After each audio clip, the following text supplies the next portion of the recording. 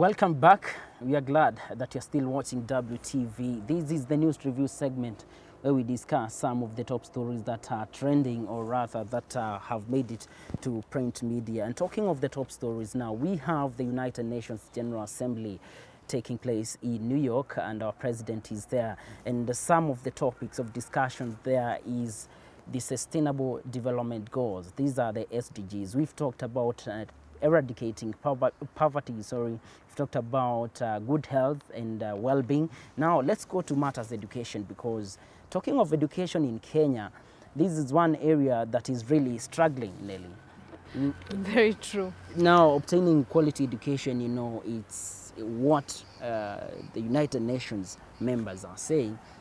We must make sure that by 2030, our children are able to access basic, you know, at all levels. Yes. Free at all levels. Yes. But now, coming to a situation here in Kenya, I think it's such a contradict.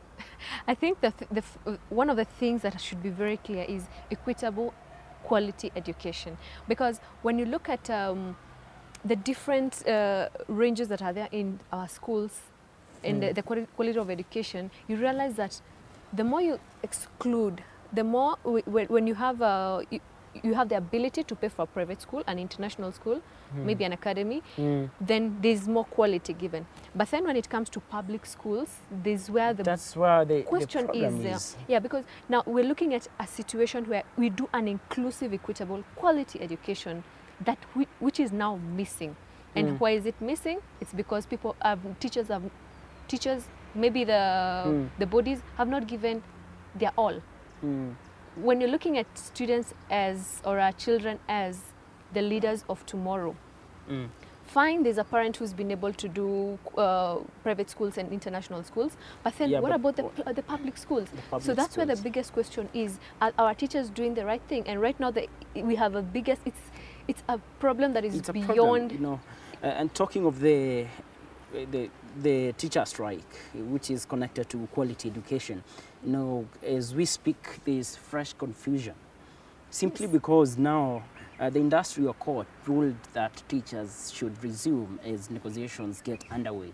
But then the Kenyan National Union of Teachers hears none of that, and they have told parents, don't take your children to school. So we've seen the industrial court ruling like this last week, but then not saying there's no school. So there's a lot of confusion. And this even takes me back to some of the solutions. You remember now, we can only talk about solutions. We have enough problems, Nelly. It's true. So talking of the solutions, I really like to know your take concerning what the members of oppositions did last week. They decided to call for a rally, and everyone expected proposals on how to resolve this problem of the teacher strike. But what they did at Uhuru Park is to launch a pay bill number. I'm telling you, and it failed. Meaning they were not talking to the right people. They had no mandate to do it, because if you're in charge, then people should be able to respond to your authority. But then now you're coming in to just stir up the mess that is already there. That means, in fact, it gave a very clear picture that Kenyans are not ready for anything and everything that is put on the table. The Deputy President, William Ruto, termed that action by the members of oppositions to come up with a pay bill number to raise money to pay teachers as laughable. And at one point, I would agree with the DP. It's true. Because what I was left wondering is, are we going to do this every month or what? Exactly. And how much can you raise to be able to cater for all the teachers in the country? When it comes to issues of developing the schools, will they do the same? Why can't we now look at things in a broader way? Let's be wiser in the decisions that we make, because clearly Kenyans never responded to that, and it shows that we don't want anything on the table. We want long-term solutions. Exactly. Because that's basically my own interpretation. I was looking at it like, this must be a joke. You cannot tell us to kind of meet a recurrent expenditure through Harambee. That one is not possible. And it was such a big rally. I think what the members of oppositions at this point, I think I may be allowed to say they were just climbing trees to look for fish. It's true, very true. And also, some of them were in the former governments, former regimes. What did they do? Tell us what you think. What is the solutions? What is the way forward? Our SMS line is 20058. Our Twitter handle is the WTVK. Use the hashtag News Review, and on Facebook is WTV Kenya. But just to basically demystify everything concerning this quality education is one of the Sustainable Development Goals. The fact is that this is according to the report released by UN that basic literacy skills have improved. That's one. Yep.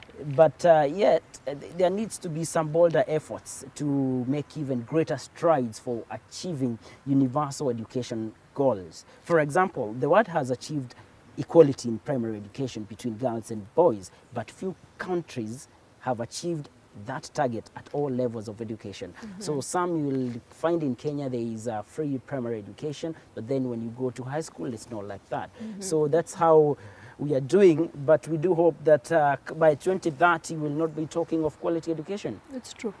Now let's go to the final one of the Sustainable Development Goals that we are talking about this afternoon, and this is on climate change.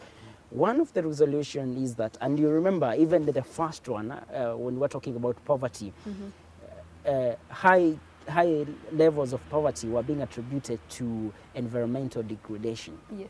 Because the moment you mess up with environment, what means is that there is no agricultural practices that can happen, so people don't have money, and there is that vicious circle of poverty. So access to clean water and sanitation plus climate change Is something is that key, and that's also part of the Sustainable Development Goals that we are talking about. And I'm looking at it from this perspective, Nelly. We've been warned that in the next 2 or so weeks there could be El Nino. And what I'm left wondering is how prepared are we? when it comes to these natural disasters and calamities that Yeah, come. because it's all to do with water, climate, and you can even ask yourself, shall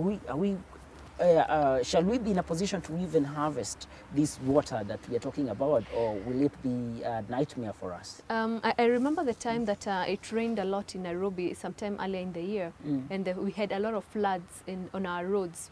The NYS team really unclogged the drainages. Whether it was a reactive or a preventive for future, at least we saw that done. The question is, are the drainages clear right now? You know, simple things like that. Are the drainages clear right now? We have areas in Nairobi that are prone to natural disasters when it comes to rain. And one of them is like South Sea. The question is, what has been done so that we are able to save lives, number one, to access movement in such areas. And actually Nairobi it's like an all-round area where natural disasters when it comes to rain is like number one. It's like, yeah. So I think one of the things that need to be done is create clear awareness on human and even institutions on climate changes. Because if it's not clear, then we will just sit and wait for El Nino, and then we will know now it's rained so much I won't go to work. I don't go to work, I don't make money. Yeah, I don't make money, I have no food for the table to place on the table for the family. So I think majorly it's important to ensure that the human and institutions are given very clear indications about how to go about that. How to go about that. And I keep on saying that it's the high time that we realize that we did not inherit this land from our ancestors, but we have borrowed it from our future children. So we have a moral obligation to take good care of it, because when I see these climate changes, it could be because of deforestation and all that. How good are we in terms of taking care of the environment? That's the question that we should be asking ourselves. What are you doing to conserve the environment? And here at WTV, we are proud to say that we are doing something, because one of our initiatives here at WTV is Trees for Birthday. And the campaign, which has received quite a lot of support, is meant to make sure that every birthday a tree is planted. A tree is planted. Yeah, and actually I'm looking at a point whereby you will sit down if this comes to pass. And we are really hoping that their idea will be embraced not only by the corporates like Total and Kenya Wildlife Service, but also for you know, the school-going children, because you can imagine one point you look at the number of trees to know your years. Because the concept of, you know, cut one, plant two did not work. Because if you don't cut, then you don't plant. It's true. Then what happens? Yeah. So I think it's the high time we also learn how to take good care of our environment. Exactly. And one of the things that I've seen that has really helped when people come together, maybe during a launch, some of the gifts that people are going away with is a seedling that is actually branded very well, that are like WTV, and then you're given to go plant in your area, in your home. That's another way of doing it. Even when you get to functions and something has been launched as well, people are just being given tree seedlings, and that's, I think it's an avenue that will help people go back and say, wow, I can't let this seedling die. Let me just plant it, and I'm sure I'm going to see the results of it. Now, this is WTV, almost coming to the end, but not without looking at a crazy Monday indeed. Chasing away Monday blues, and it's such a coincidence, Ndeli, that every time we talk about Monday blues, it's all matters relationship. What has the blues to do with a relationship? Today we have the state of the Kenyan family, where we get to see that, like in Milimani commercial courts, they have 404 cases, divorce cases. People are really getting the divorces going on. And about 208,000 are also, is the number of children affected directly by divorce. Some of the factors that have been that have really contributed to this is technological threats. What do you mean by technological threat? Where people, all they do is just stay on their phones, like they're just communicating just like this. Let me tell you one thing. It is very sad. We have, and this is why I think there should be, I don't know what I can say, but there should be a change, a drastic change when it comes to some of the, you know, issues to do with relationship. Because talking of technological factor, you will find that you go out with someone and then you are all on WhatsApp communicating with some other people. And you are left wondering then, from the first place, why did we go to this restaurant if we are all communicating on WhatsApp? Other people, the first thing that you could have done better at home.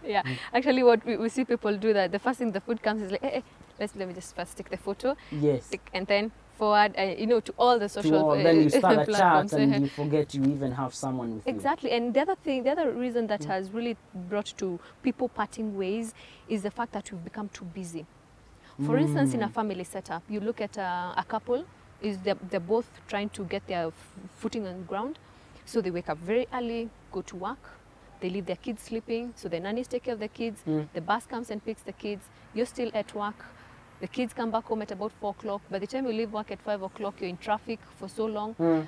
There's also, it's not like you're actually going home directly. There's some other things that need to be done. Maybe the kid was asked to take something to school, or you need to do some obligations that are needed to be done as a mother, as a father, and as a brother, even as a sister. And by the time you get home, they're already dozing off, or you've already slept. You've not seen your kids the whole day. Sometimes we get so busy for life. Yes. And that's what I would say. And there is one person who said, quote unquote, like, sometimes we should never be so serious about life, because no one gets out of this life alive. Exactly. So anyway, that's Crazy Monday, and we're talking about some of the factors that have contributed to divorce cases here in Kenya. And one that has been highlighted is technological factor, and two, matters about time, not getting time for your partner. So maybe if you have that problem, you may need to check on that. But now we come to the end of our news review this afternoon, but you can always send us feedback. Tell us what you think concerning some of these top stories that we are discussing. And if you have your story, you can also tell us, and we will cover that story, because WTV aims at celebrating good, and we also accept stories that challenges to do something extra for the betterment of the country. See you next time. God bless.